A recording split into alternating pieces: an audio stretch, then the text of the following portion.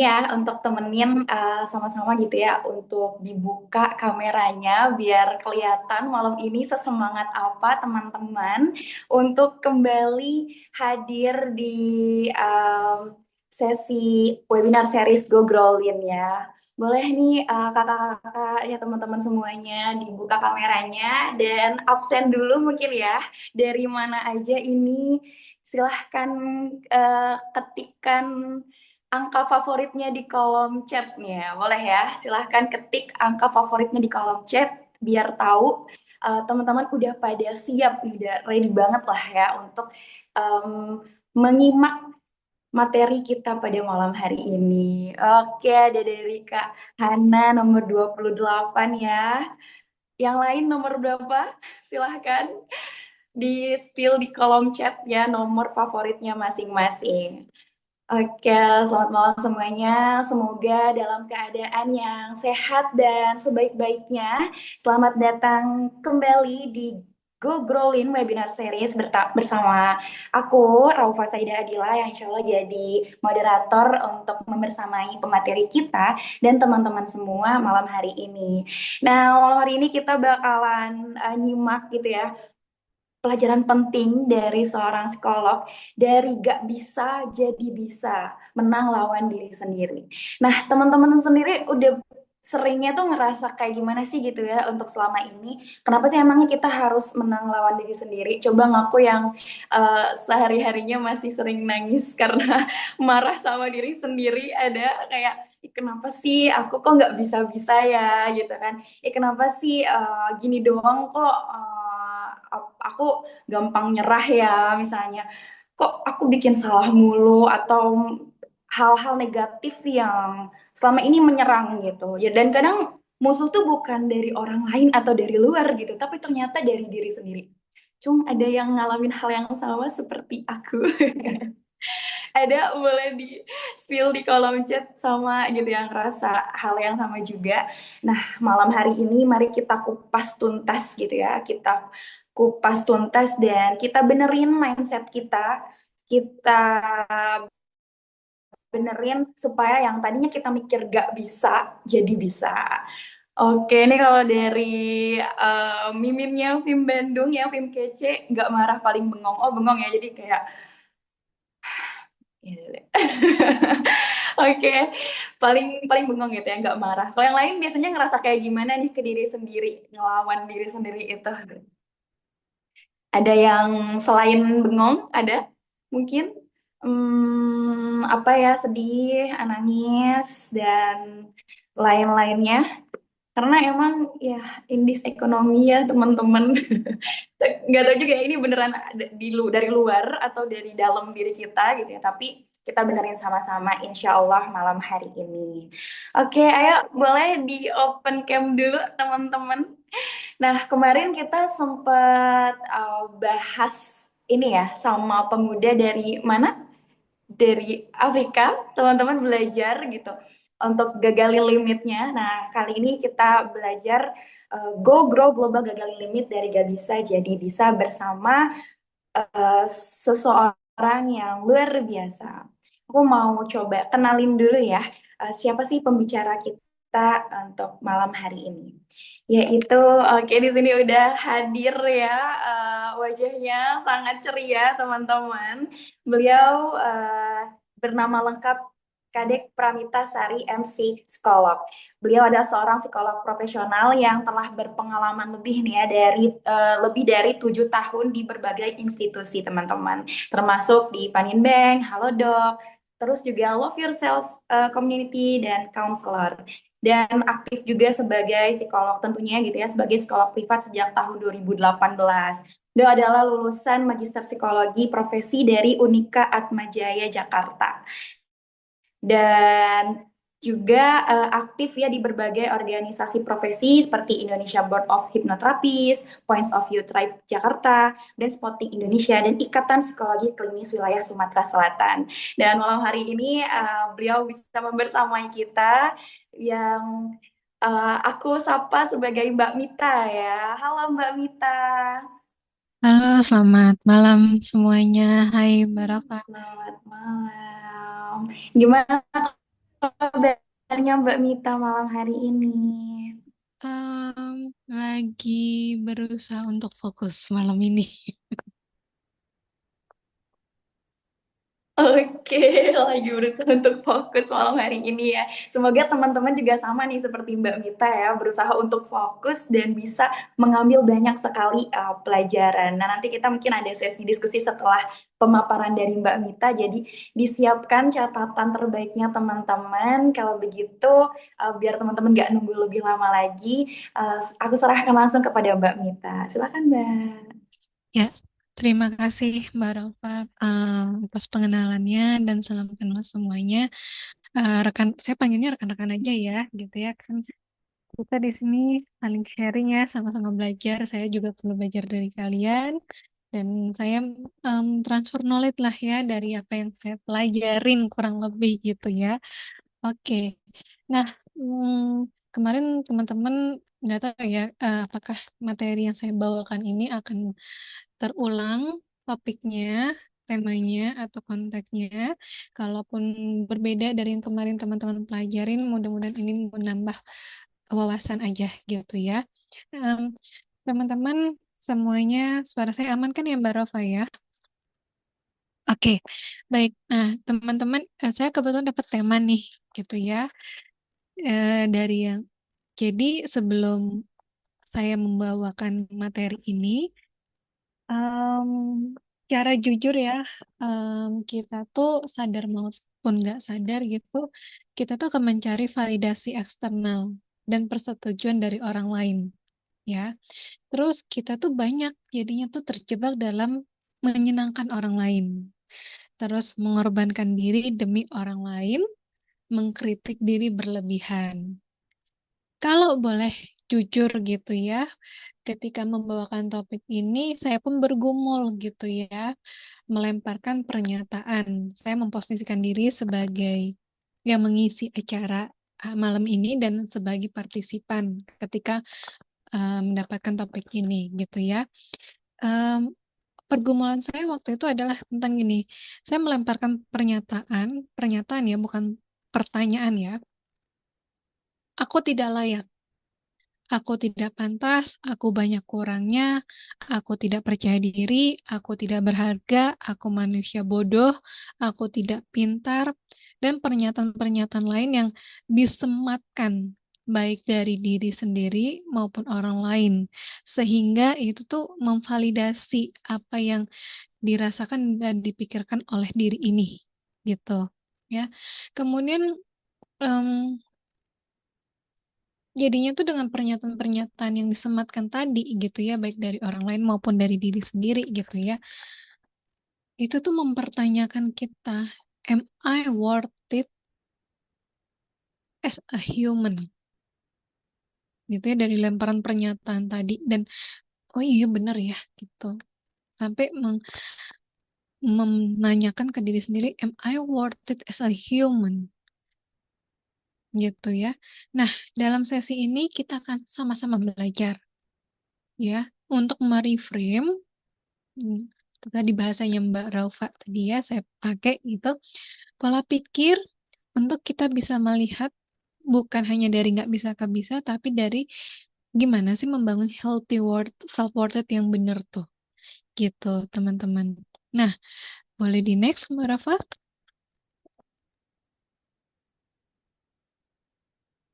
Dalam topik hari ini, malam ini, itu akan kita tiga bahas. Tiga besar aja deh. Nggak usah banyak-banyak gitu ya. Tiga aja. Tentang teori self-worth, terus habis itu faktor-faktor yang mempengaruhi self-worth dan strateginya gimana sih cara mengimprove-nya. Nah, teman-teman, em, dalam sesi ini em, saya minta izin dan kerjasamanya dari teman-teman semua untuk aktif gitu ya. Kalau ada sesuatu yang personal boleh di-give gitu ya. Kalau mau untuk sharing bisa chat personal atau di chat umum atau chat ke Mbak Rofanya juga boleh. Terus kalau mau raise hand juga boleh gitu ya. Dan apapun yang ada di sini tentang nanti kita sharingnya itu cukup di sisi ini saja, gitu ya. Kenapa saya disclaimer terlebih dahulu, teman-teman? Karena di slide berikutnya, boleh slide berikutnya, Mbak Rova, kita akan exercise, teman-teman. Nah, saya pengen tahu nih teman-teman boleh tulis di chat, tulis di notes handphone atau di laptop gitu ya, atau direnungin gitu ya. Menurut versi saya, apakah yang dimaksud self-worth it? Menurut versi saya, karena self-worth it tiap orang tuh kan definisinya pemaknaannya berbeda. Lalu, kapan kamu merasakan kamu tuh berharga? Pada momen apa sih? Pada situasi apa sih? Pada hal apa yang kamu lakukan? Gitu. Dan yang terakhir, menurut versi teman-teman, ya, faktor apa sih yang mempengaruhi tentang self-worth it-nya teman-teman tuh apa sih? Faktor-faktor yang mempengaruhi gitu. Nah, silakan teman-teman jawab gitu ya. Ini exercise ini. Kalau ada yang mau sharing nanti silakan. Mau tulis di chat juga dibolehkan gitu ya. Dan ini kurang lebih kita akan latihannya 5 menit gitu ya. 5 menit dimulai dari sekarang. Kita akan jumpa lagi 19.58 gitu. Kalau ada yang mau ditanya boleh di chat atau raise hand ya teman-teman ya. Ini nggak ada yang benar dan salah. Ini tentang menurut versi kamu subjektif gitu. Oke, udah ada pertanyaan. Oh, oke, teman-teman silakan tulis ya, boleh di grup umum, boleh di personal chat ke saya atau ke Mbak Raufa gitu.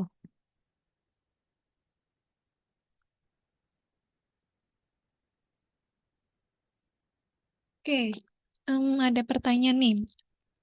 Saya berharga itu, em,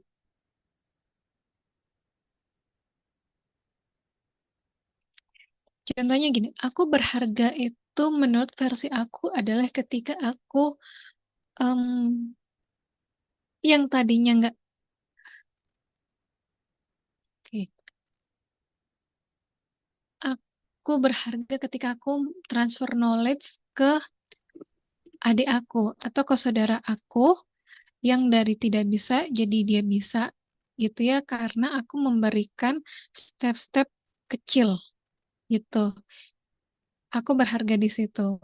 Tahu aku merasa berharga ketika aku memberikan em, oke, aku berharga ketika aku bisa menjadi pendengar yang baik buat sahabat aku si A gitu. Jadi spesifik gitu ya. Aku aku punya pengetahuan, terus aku sharing ke teman-teman. Aku merasa berharga karena ilmu aku bisa diterapkan. Yang aku pelajarin dengan bahasa yang mudah dimengerti oleh orang lain gitu. Terus aku merasa berharga ketika aku bisa menolong, bisa membahagiakan diriku sendiri, bisa memaafkan. Aku berharga dalam ya macam-macam versi ya gitu ya.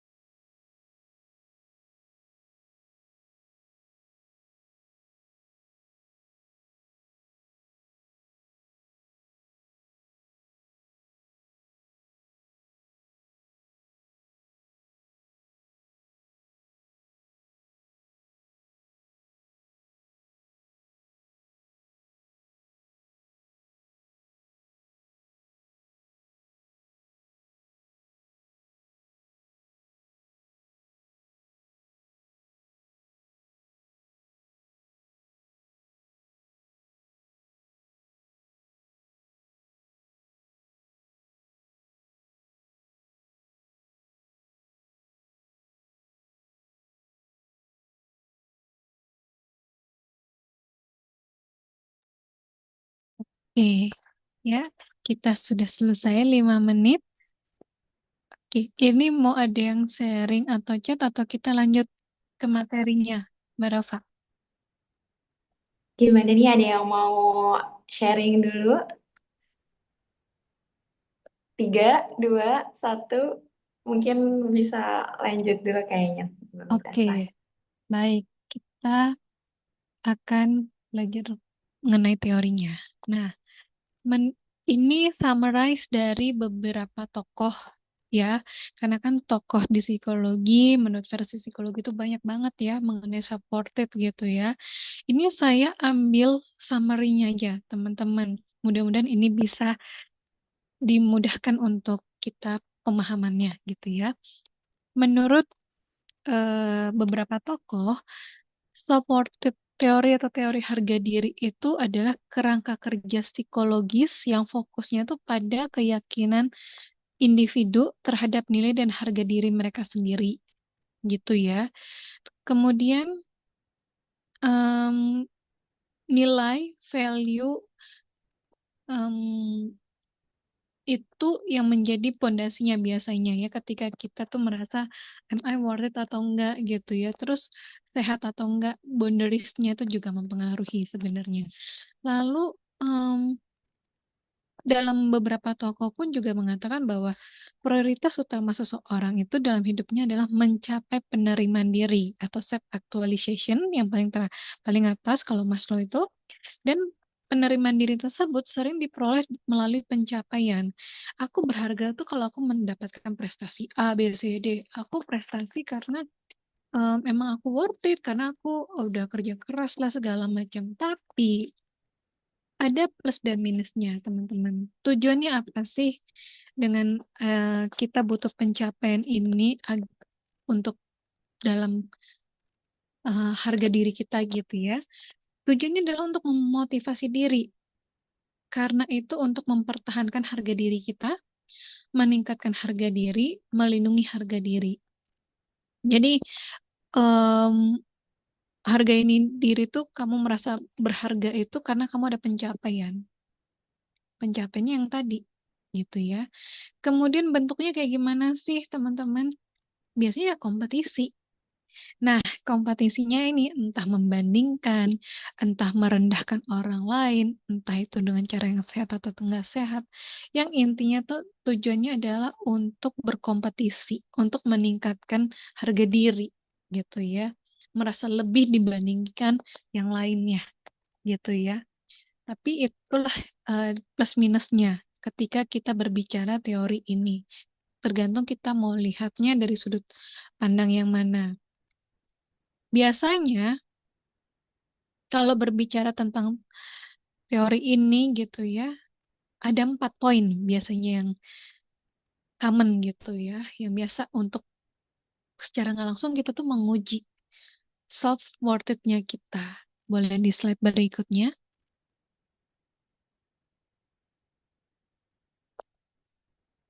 Nah, 4 nih biasanya ya, social comparison, perfectionist, negative self-talk, childhood experience. Social comparison ya sosial media. Jangankan sosial media, gosip pun juga mempengaruhi ya. Di sini ketika kita untuk apa namanya untuk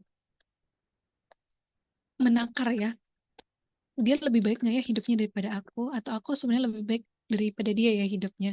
Biasanya nih kasus-kasusnya dalam karir, dalam relationship, komunikasi gitu ya, pertemanan, relasi. Nah, itu biasanya terjadi nih. Perfeksionis. Ini ada internal sama eksternal gitu ya. Perfeksionisnya tuh karena kita dituntut atau kita menuntut diri kita gitu. Nah, sebelum saya jauh, social comparison itu juga yang terkait sosial media tidak selalu 100% nyata. Kadang fake untuk branding gitu ya. Jadi jangan mudah terpercaya gitu. Lalu yang ketiga, nah ini paling sering nih, khususnya cewek-cewek nih yang suka overthinking, negative self-talk gitu ya. Kadang kita tuh berbicara negatif tentang orang lain tuh sebenarnya kita juga berbicara negatif tentang diri kita sendiri juga. gitu.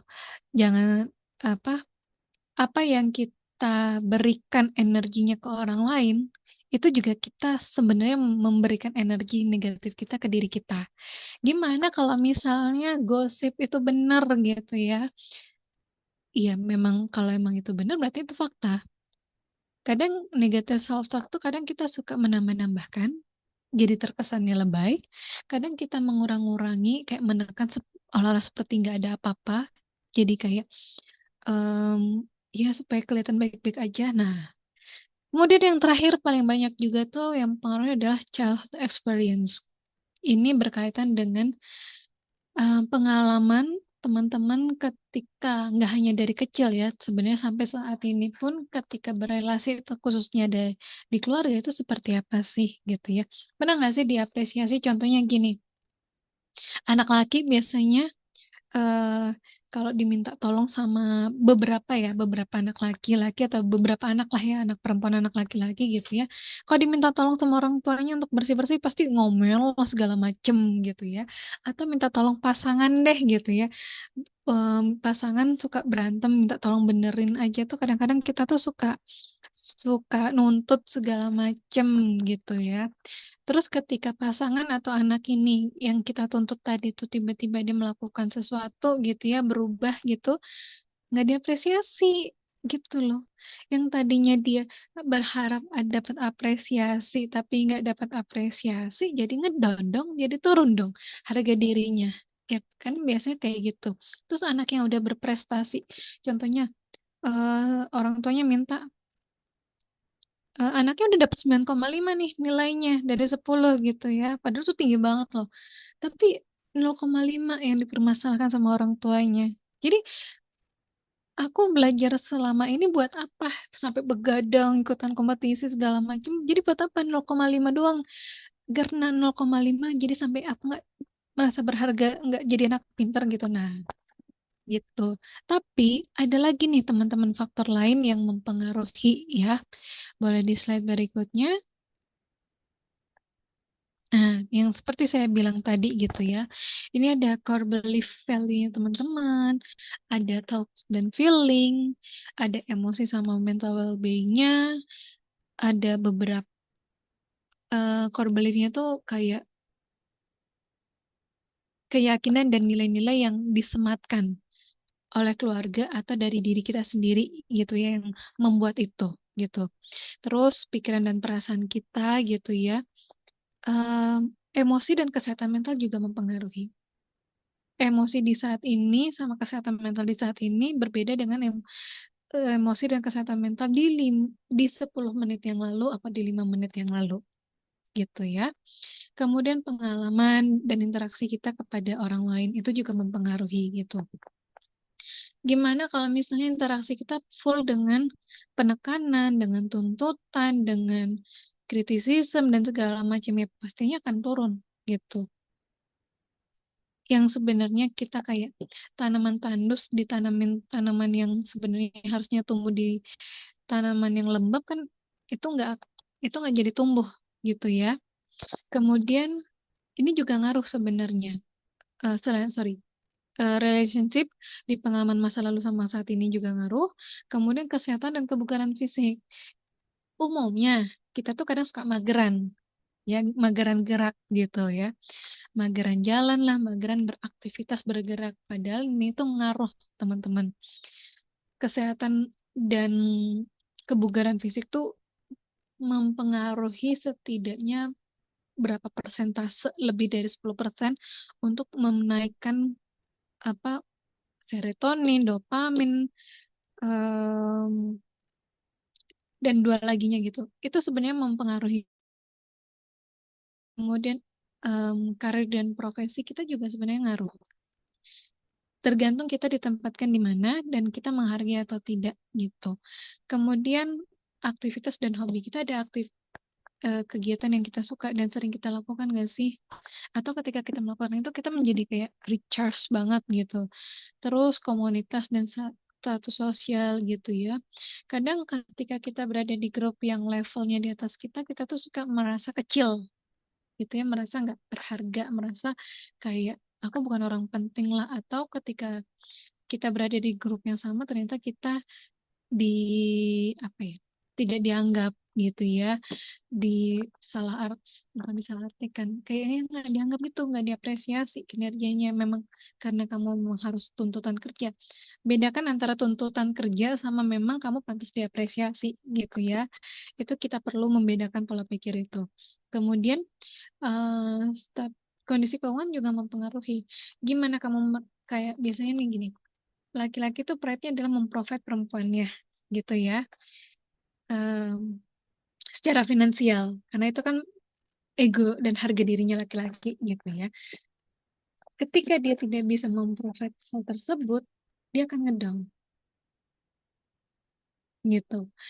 Dan perempuan biasanya gini, ya laki-laki tuh nggak suka cerita gitu ya tentang apa yang dia lakukan. Jadi kita tuh serba salah segala macam.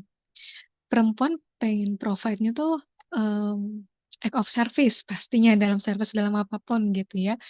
Tapi tidak diapresiasi, tidak dihargai gitu ya, merasa tidak dihargai usahanya segala macam. Sama nih, perempuan sama laki-laki itu sama biasanya gitu kan.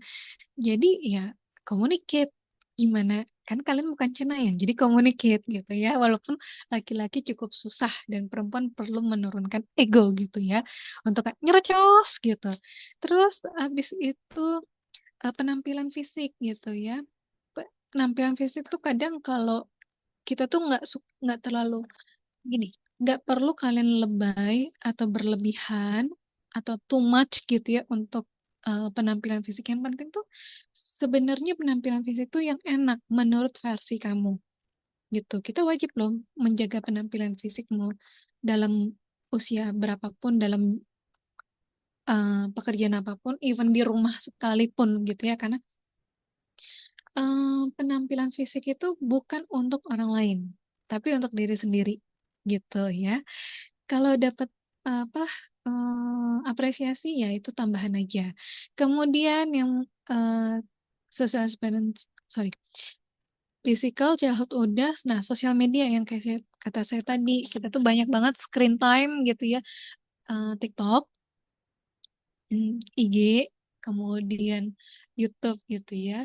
Mohon maaf nih, TikTok, IG sama YouTube gitu, itu kadang-kadang fake, belum tentu benar. Jadi kita perlu memfilter em, info-info materi yang ada di sosial media karena saking banyak banget teman-teman, pasti teman-teman tuh juga apa ya, eh tung ngerasa full lah otaknya, ngerasa capek lah pasti ngelihat sosial media gitu ya, karena bersebaran banget informasinya, kita nggak tahu itu valid atau enggak, kita nggak tahu harus mempercayai yang mana gitu ya, karena banyak influencer juga yang memberikan edukasi dari beragam yang bukan backgroundnya tapi dia mempelajari. Jadi kita tuh bener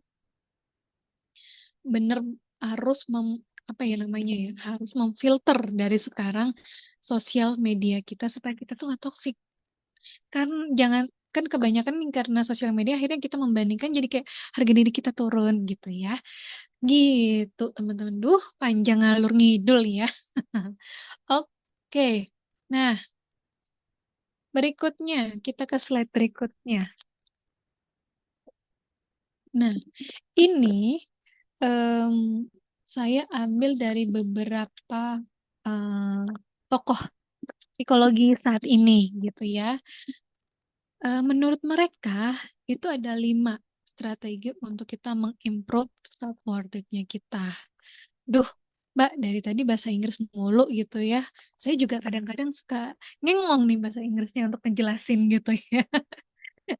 Jadi, yang pertama tuh reflect apa yang em, sebenarnya reflect tentang apa yang kamu rasakan. Nah, ini tuh berkaitan dengan gini teman-teman. Yang nomor satu ini tuh nomor satu tuh berkaitan dengan pengalaman teman-teman selama teman-teman hidup gitu ya. Area mana sih yang teman-teman tuh ngerasa self-worth aku naik dan self-worth aku turun. Coba teman-teman eh, apa recheck ke diri sendiri gitu ya. Apakah self-worth aku tuh lebih banyak dari eksternal atau aku dari diriku sendiri juga? gitu. Contohnya kayak apa achievement gitu ya, approval, lebih banyak approval dari orang lain atau enggak gitu ya. Terus aku lebih banyak seeking validation ke eksternal enggak sih dibandingin aku nanya sama diriku sendiri gitu ya. Mana yang lebih penting buat aku gitu. Kemudian em, yang kedua, prepare your inner dialogue, negative talks-nya itu ya. Kadang kita tuh suka banget em, apa men-challenge diri kita tanpa kita sadarin maupun disadarin gitu ya, tentang mengkritik, tentang kritikan. Kadang kita udah capek dengar kritikan dari orang lain, terus kita suka nambahin ke kritik ke diri sendiri gitu ya. You're not enough gitu ya. Kamu banyak salah, kamu banyak buat salah. Iya, aku bodoh, aku banyak buat salah. Padahal salahnya dari 5 kerjaan yang salah misalnya cuma satu, empatnya benar. Tapi yang satu salah ini jadi general, nggak spesifik. Karena dibiasakan. Kamu ibaratnya kamu nggak bersih-bersih rumah gitu ya, misalnya dispesifikin nggak nyapu, dijadiin general bahwa kamu nggak bersih-bersih semuanya gitu. Kamu nggak rapi-rapi di tempat tidur, habis kamu bangun tidur, di generalin kamu nggak rapi-rapi semuanya. Kadang kita tuh suka mengholistik pemikiran negatif kita. Padahal kita perlu breakdown apa sih yang dimaksud gitu. Terus kadang kita juga suka nambahin. Nah, nambahinnya A kuadrat, A akar kuadrat dan segala macam gitu ya. Nah, ini juga akhirnya mempertanyakan kalau dalam relasi itu, kamu sayang nggak sih sama aku? Kamu cinta nggak sih sama aku? Kok kamu gitu sih? Nah, ntar dulu nih, jangan main asal judging gitu dulu. Kita cek dulu kenapanya, gitu ya. Dan perlu repair your inner dialogue nih dari general ke spesifik ya, biar teman-teman tuh nggak nggak ngejudge semuanya gitu ya, tapi hanya mem- membahas di bagian yang tepat gitu. Terus yang ketiga adalah know who you are, tahu siapa kamu dan bukan siapa kamu. Contohnya kayak gini. Ehm, saya pernah ditanya sama adik saya gini, Mit, ada nggak sih orang yang dia introvert tapi dia ketika kerja ekstrovert berubah gitu kepribadiannya? Pada dasarnya semua orang tuh punya energi level gitu ya. Ada yang introvert, ada yang extrovert gitu. Ada yang orang introvert tuh jago di marketing. Mungkin bukan apa ya? Mungkin marketing itu adalah sesuatu yang dia sukai. Makanya dia bisa bercerita dengan nyaman. Sehingga dia bisa ngajak customer atau nasabah untuk ikutan apa yang dia promosikan. Seorang sales gitu ya. Dia introvert, tapi karena dia menyukai bidang tersebut, jadi dia akan seperti kelihatan ekstrovert. Padahal nggak kayak gitu ceritanya. Bukan berubah tentang dari introvert ke ekstrovert, nggak gitu. Ingat kata kuncinya adalah dia menyukai bidang tersebut. Sehingga dia seperti ekstrovert keluarannya. Beda kalau emang orang yang udah ekstrovert gitu ya, tapi em, apa namanya, dia memang ketika di dalam di lingkungan kecil, skop kecil yang dia emang nggak nyaman itu dia kan ekstrovert gitu loh. Ekstrovert ya akan memilih kerjaan ekstrovert. Kalau ekstrovert disuruh kerja eh, di balik layar gitu ya, atau kerja admin deh, wah itu babai deh itu. Bukan berarti nggak bisa, bisa, tapi bukan itu yang tepat buat si orang ekstrovert ini kayak gitu. Jadi teman-teman harus tahu. Contohnya kayak em, aku orangnya kadang-kadang perempuan tuh suka nggak tegaan gitu ya. Em, contohnya adalah aku tuh tipikal orang yang sayang banget sama orang gitu ya. Tapi teman-teman, sahabat aku, pasangan aku tuh dia kayak nggak menghargai aku gitu. Jadi aku em, bersikap cuek gitu ketika dia ada masalah gitu. itu bukan berarti eh, bukan melabelkan kamu orang yang cuek, enggak gitu. Tapi kamu memang dengan sadar memilih sikap cuek karena kamu merasa nggak dihargain.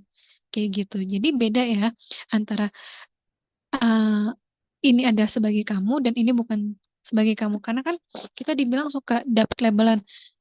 Em, aku nggak kenal kamu loh. Kamu dulu eh, orangnya baik, tapi sekarang kamu orangnya tuh kasar, keras, ngomongnya nggak nyaman, to the point gitu ya. Aku nggak kenal kamu, kamu bukan seperti orang yang dulu aku kenal, misalnya kayak gitu gitu ya. Itu bisa aja, tapi kan sebenarnya itu uh, uh, bukan aku bukan orang yang seperti itu kan labelan dari em, orang lain ya. Kamu bukan seperti itu, kamu nggak sama dengan yang dulu lagi. Itu kan karena pasti kita akan berubah. Gak mungkin dong kita akan stuck di situ-situ terus gitu ya. Jadi kalau ada dapat sesuatu yang berbeda, padahal kamu sendiri sudah mengamini bahwa aku memang orang seperti ini, itu akan mental tuh pernyataannya mereka tadi. Tapi kalau misalnya kamu tidak mengakui diri kamu, nah itu akan masuk tuh yang memvalidasi, oh iya aku orangnya seperti ini, kayak gitu. Kemudian yang keempat, prioritas kesehatan kamu, kesejahteraan kamu. Nah, kesejahteraan ini tuh banyak aspeknya ya, dari finansial, fisik, psikis, relationship, komunikasi gitu ya. Em, apa namanya? Ini tuh kita harus take care ourselves dulu sebelum ke orang lain gitu.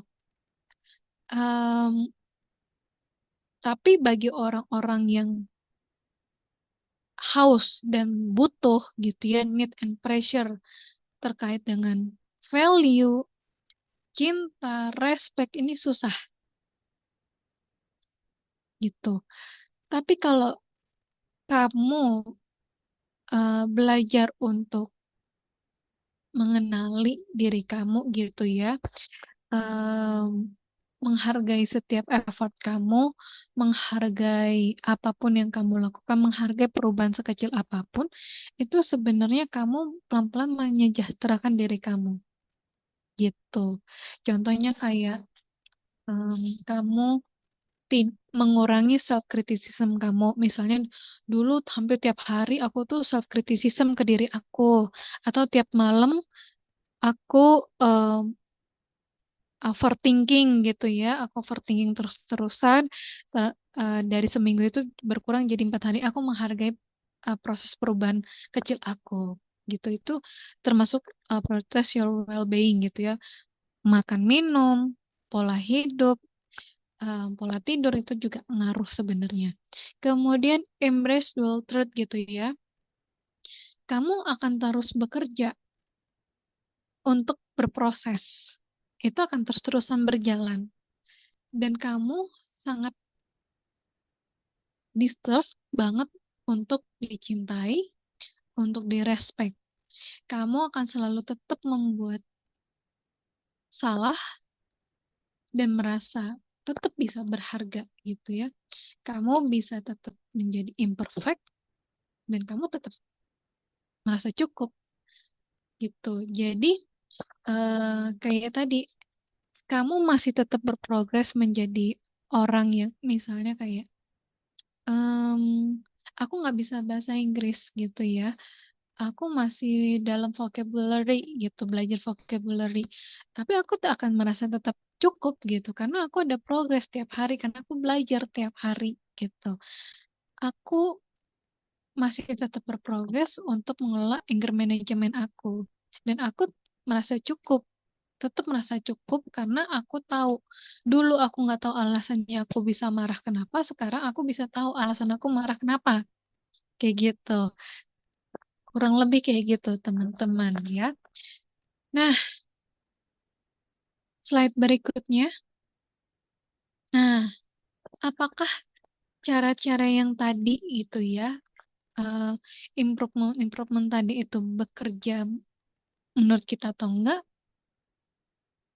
Ya, saya nggak tahu gitu ya. Karena ini harus sering-sering diulang dan dilatih. Nah, slide berikutnya, kita ada exercise terakhir sebelum penutup di malam ini, gitu ya. Tadi kan teman-teman udah menuliskan satu, dua, tiga gitu ya, tentang versi supported menurut saya, kapan saya merasa berharga, dan faktor-faktor yang mempengaruhi saya.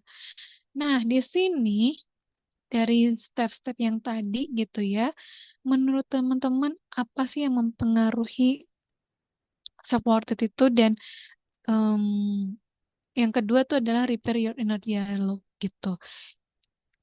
Coba teman-teman dilatih. Coba sekarang yang nomor satu tuh melakukan refleksi, yang nomor dua tuh repair your talk gitu. Repair your talk tuh bisa kayak menguji benar salah atau enggak, kayak gitu. Coba, saya akan kasih waktu teman-teman kurang lebih 3 menit mungkin ya, Mbak Rafa ya, dan teman-teman salah satu aja, boleh nomor satu atau boleh nomor dua. Jadi kalau ada yang mau sharing, boleh tulis di chat, atau yang mau ditanyain, boleh resen atau chat. Silakan.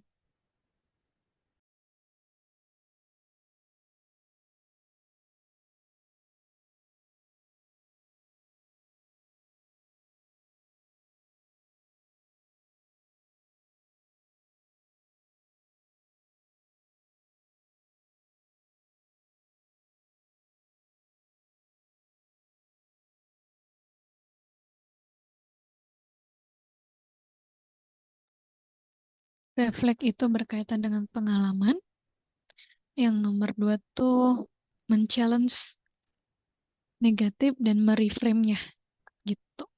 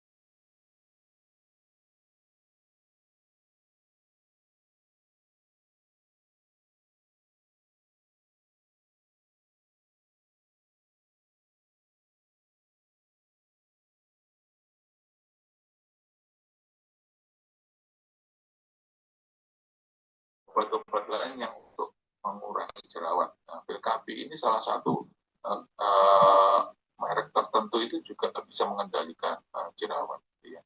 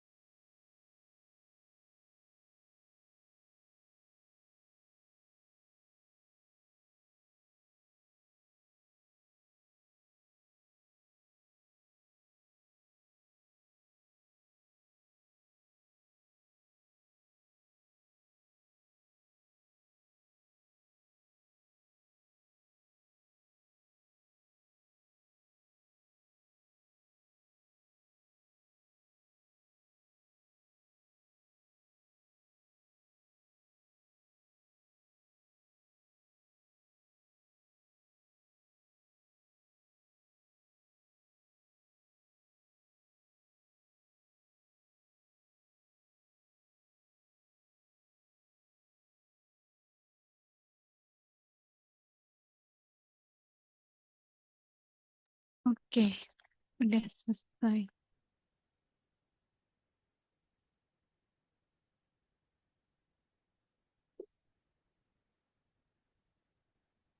Oke, ada yang mau sharing?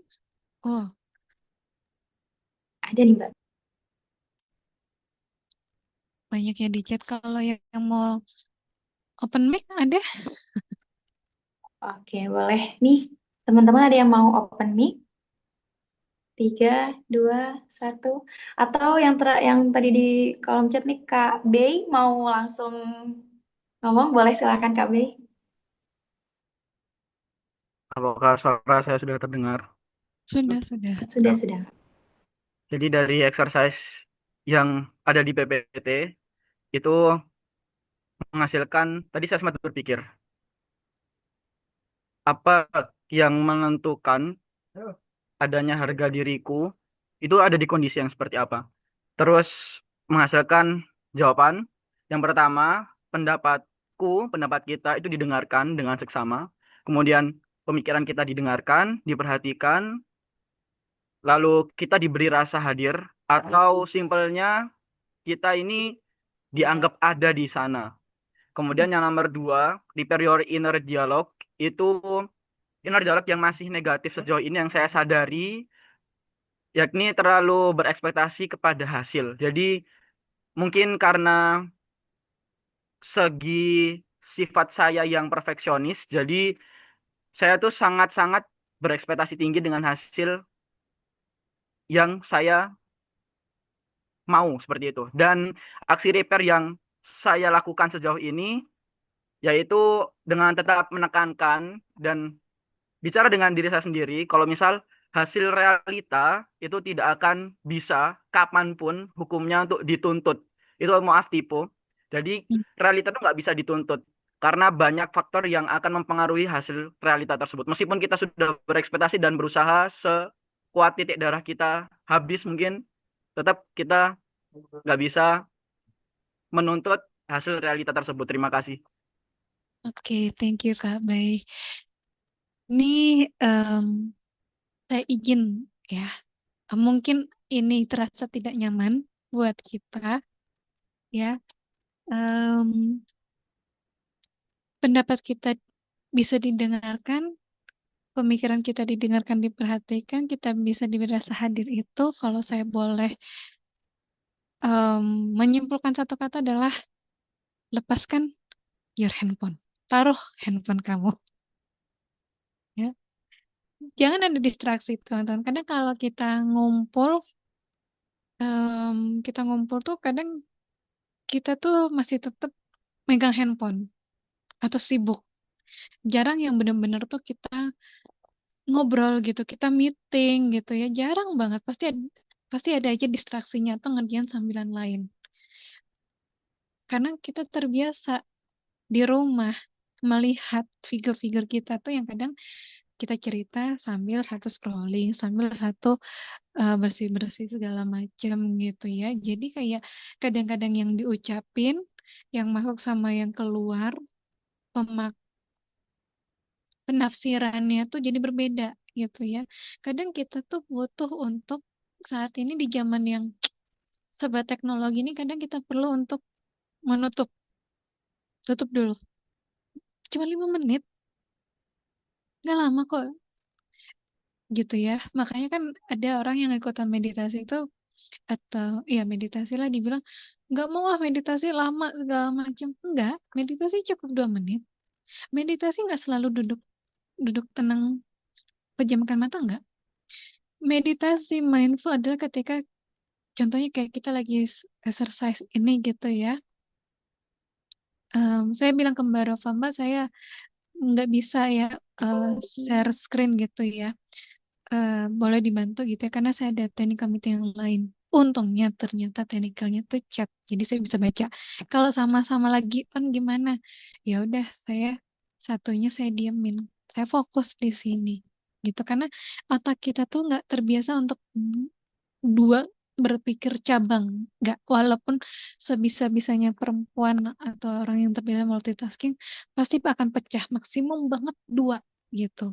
Dan itu kan akan mengurangi kinerja otak kita gitu ya. Jadi usahakan ketika teman-teman ngerasa ada topik yang kok aku ngena gitu, usahakan di situ 5 menit. Walaupun misalnya ada 10 slide gitu ya, 20 slide, usahakan di situ 5 menit. Topik yang teman-teman rasakan nyaman gitu ya, supaya kamu ibaratnya kamu menghargai dan kamu merasa dihargai. Jadi kita setara kayak gitu.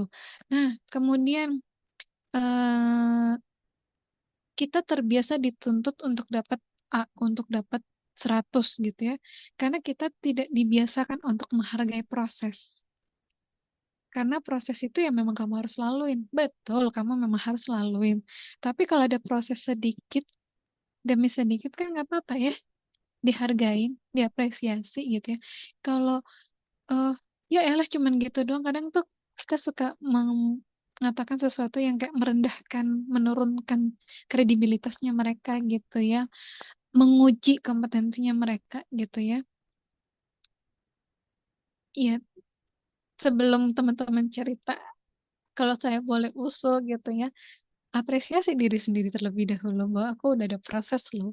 Salah, iya salah, nggak apa-apa, tapi kan aku belajar gitu ya. Kemudian eh, teman-teman ingat belajar menghargai proses itu wajib banget ya, jangan pernah dilupakan. Karena kalau kita udah fokus sama proses, kita nggak akan ingat lagi tuh goal kita apa gitu. Udah nyampe aja gitu. Kadang sesuatu yang kita intens banget dengan sesuatu energi yang tidak baik gitu ya dalam proses perjalanannya itu akan mental. Tapi kalau kita dalam prosesnya enjoy, tenang, kayak surrender gitu, ya udah prosesnya dengan ngalir gitu aja gitu ya. Makanya tuh fokusnya adalah em, menghargai.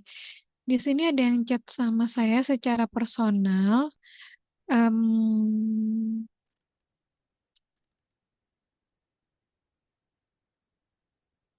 oke,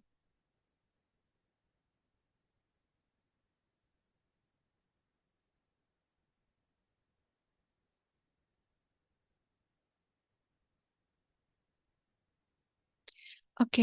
Terima kasih untuk yang personal chat ke saya. Saya tidak akan, saya izin untuk tidak menceritakan di isi poin-poinnya, tapi secara general gini. Ketika kita merasa di titik terendah, gitu ya, kadang kita kembali ke Tuhan, dan itu wajar. Ya, mungkin di situ adalah kekuatan kita.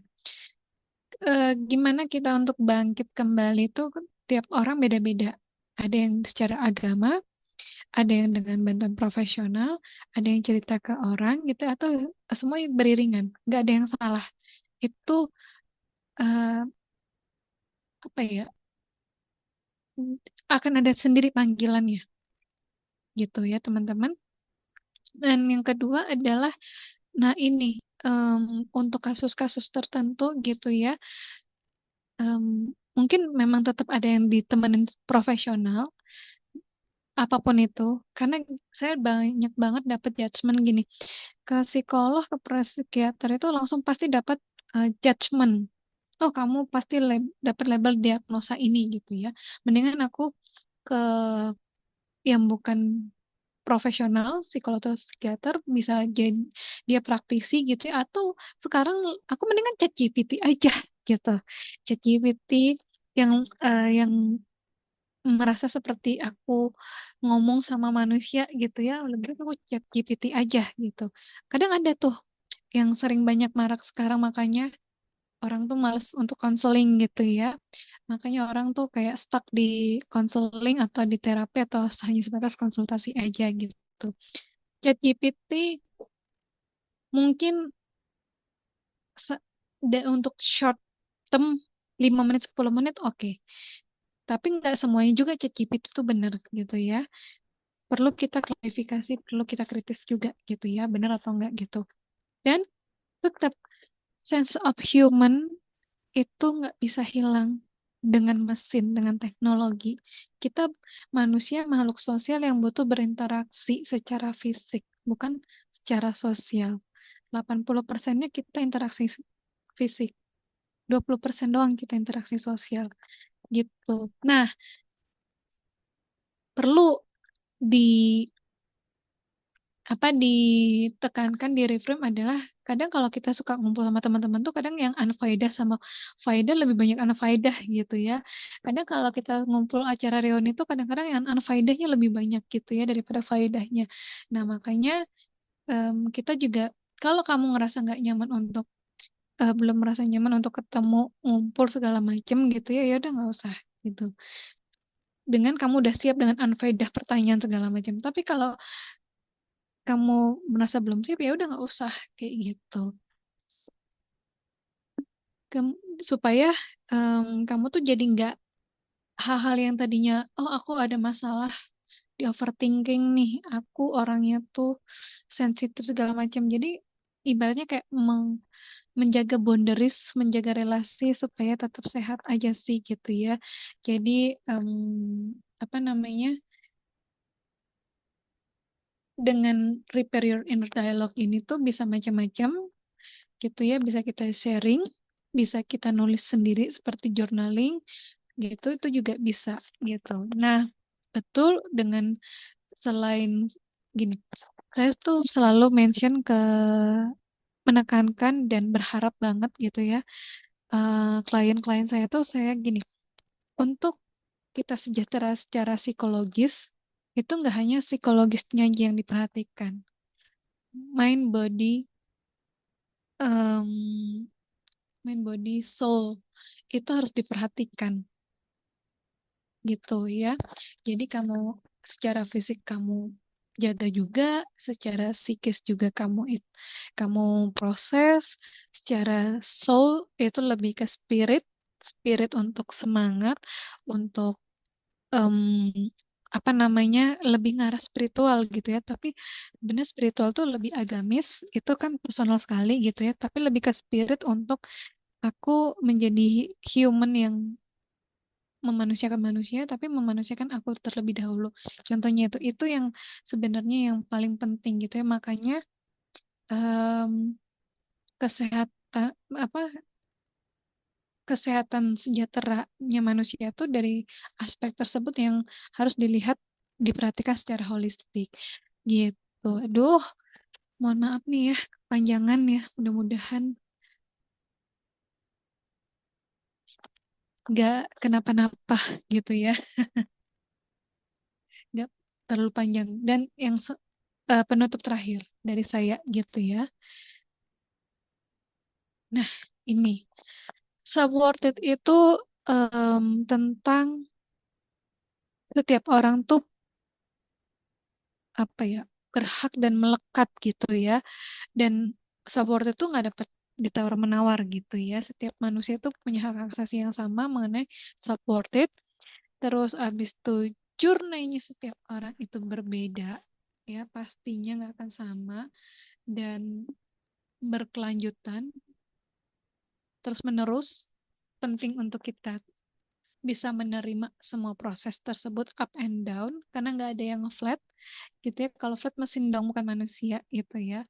Kemudian kita tuh pasti akan selalu memberikan yang terbaik. Kemudian kita akan menggunakan cara yang tepat dan kita juga apa berusaha untuk kalau saya boleh bilang ini menghargai setiap momen apapun itu gitu ya, karena harga diri itu bukan sesuatu yang harus kita kejar. Support itu bukan harus yang kita kejar dan harga diri itu ada selalu di dalam diri kamu gitu ya, sebagai pengingat, uh, gentle reminder gitu ya, kamu inap di momen saat ini, kamu inap di momen yang akan datang dan kamu akan selalu enough. Enough-nya tiap orang kadarnya berbeda-beda. Jadi jangan ukur sepatu kamu sama sepatu orang lain. Jangan ukur enough-nya kamu dengan orang lain. Karena kamu enough ya enough. SUS gitu. Oke, dari saya itu. Terima kasih semuanya. Semoga cerita ini, sharing ini menjadi pelajaran kita bersama karena saya pun juga masih belajar ya teman-teman. Terima kasih juga untuk yang udah sharing baik secara open maupun yang di chat personal ataupun di grup. Terima kasih semuanya.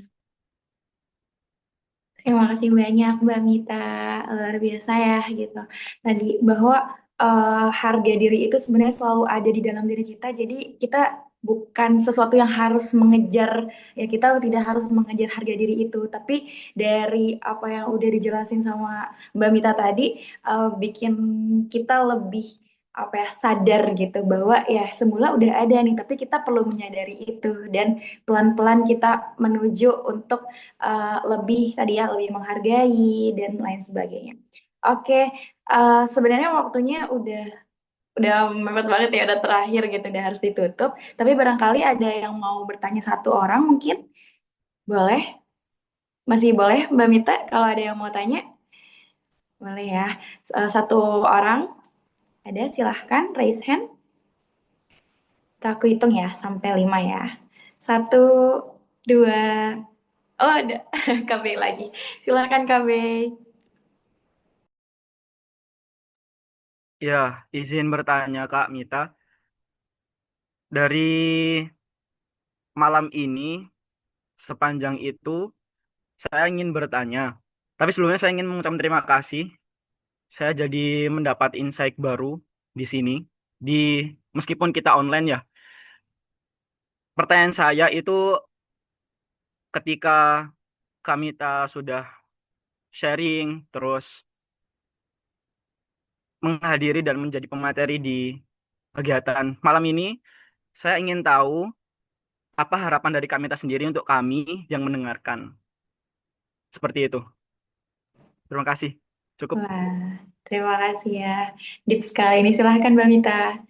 Oke, ekspektasi saya yang pertama adalah materi saya bisa dipahami atau enggak gitu. Apakah saya menggunakan bahasa yang mudah dimengerti atau enggak gitu. Dan apakah saya berbelat-belit nggak ya ngomongnya gitu ya.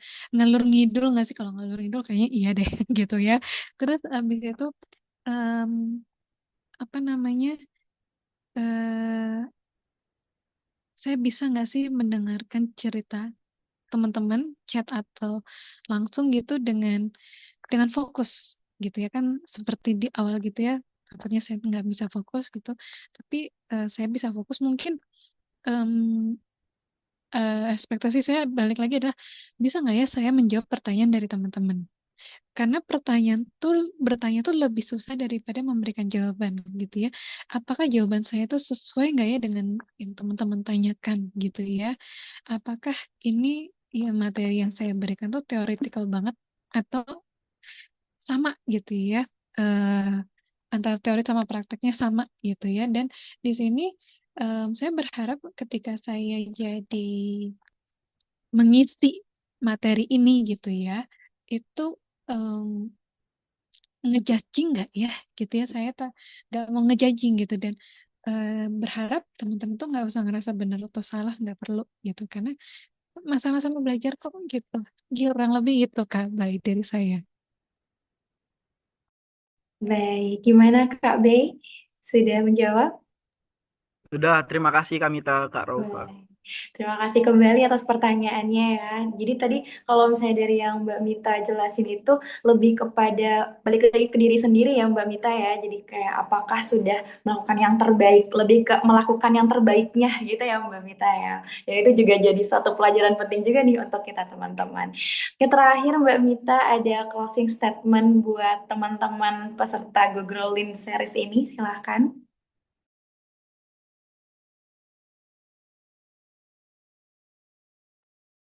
Hmm, mungkin yang di slide PPT saya terakhir tadi kali ya bahwa em, kalian teman-teman tuh enough menurut versi teman-teman eh fokus sama progress bukan goal worth it supported itu em, bisa berubah value sama visi misinya karena kita berubah terus gitu ya, karena kita berkembang terus, pasti ada sesuatu yang baru gitu. Dan em, sama jangan lupa setting healthy boundaries. Nah, itu yang perlu dispesifikin ya, dari komunikasi, dari em, cara penyelesaian konflik, pola hidup gitu ya. Setting boundaries itu. Terus habis itu nah, paling penting itu adalah berani mengakui keburukan diri sendiri ke diri sendiri terlebih dahulu. Jangan ke orang lain gitu ya. Apa dan em, dan itu tidak dijadikan untuk playing victim, tapi menyadari bahwa oke, saya tahu saya em, seperti ini, tapi saya bisa berubah ke depannya gitu. Kurang lebih itu ya dari saya. Jadi itu untuk meningkatkan supportednya kita masing-masing, Kak Rafa. Baik, terima kasih banyak Mbak Mita malam hari ini luar biasa. Oke, mungkin terakhir nih ini kita akan mengabadikan dulu ya momen bersama Mbak Mita. Jadi teman-teman yang belum open cam silakan untuk open cam dulu. Kita foto bersama. Oke. Boleh dinyalakan kameranya teman-teman. Satu, dua, tiga, empat, lima. Oke. Nah, boleh operator dibantu ya untuk fotonya. Silakan. Oke, aku bakal hitung 1 sampai 3. Untuk yang masih off cam boleh dibuka dan mohon tidak mengisi dulu kolom chat ya. Oke, 1, 2, 3. Oke, sebentar ya. 1 kali lagi. Oh, ini nggak bisa. Sebentar.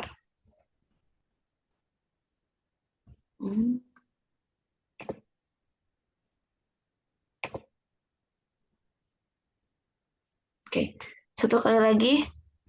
1, 2, 3. Sip, terima kasih. Terima kasih kembali. Baik, terima kasih banyak semuanya malam hari ini. Jangan lupa untuk persiapkan juga diri teman-teman karena kita masih akan ada sesi selanjutnya ya di pekan depan, yaitu bersama ya lihat nanti gitu ya. Pokoknya ada sesi lagi di pekan depan. Jadi disiapkan Sabtu dan Minggunya teman-teman, karena akan lebih banyak lagi untuk kita belajar Go Grow Lean, Go Grow Global, dan gagalin limit. Dan hari ini kita berhasil insya Allah gitu ya menggagalkan limit dalam diri kita, yaitu tadi tentang self-worth. Semoga lebih bisa menghargai diri sendiri dan tidak membutuhkan atau mengejar-ngejar dari eksternal gitu ya, tapi lebih ke diri sendiri dulu. Aku suka banget sama kata-kata Mbak Mita yang tadi tentang memanusiakan aku terlebih dahulu. Gitu ya, gitu. Kita belajar untuk memanusiakan diri kita terlebih dahulu sebelum memanusiakan orang lain. Sekian dari aku. Terima kasih banyak untuk semuanya. Terima kasih banyak sekali lagi untuk Mbak Mita. Selamat istirahat teman-teman. Selamat melanjutkan aktivitasnya. Sampai jumpa kembali di Go Growing Series lainnya. Ya, assalamualaikum warahmatullahi wabarakatuh.